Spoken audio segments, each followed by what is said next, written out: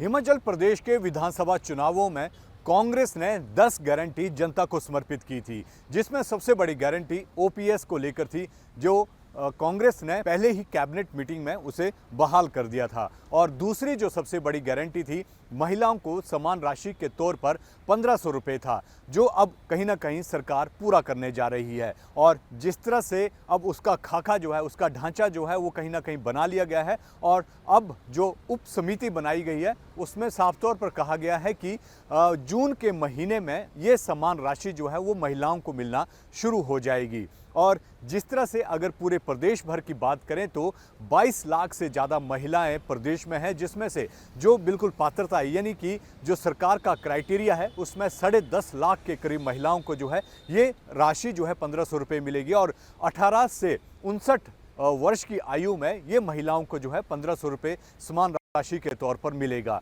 अगर बात की जाए कि जिस तरह से जो कहा जा रहा है कि मंत्रिमंडल की बैठक में अब जो खाका तैयार किया गया है उसको रखा जाएगा, वहां पर इस पर अप्रूवल मिलने के बाद जो है जो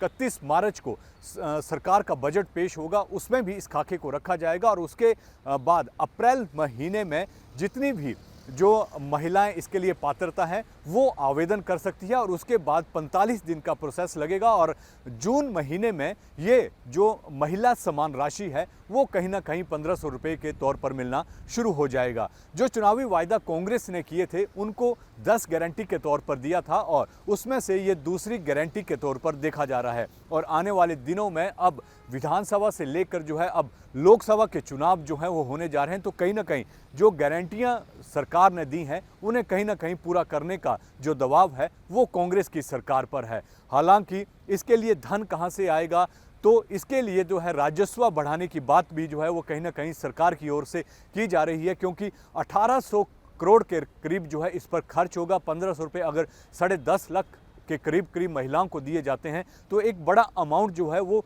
इस स्कीम पर खर्च होने जा रहा है। लेकिन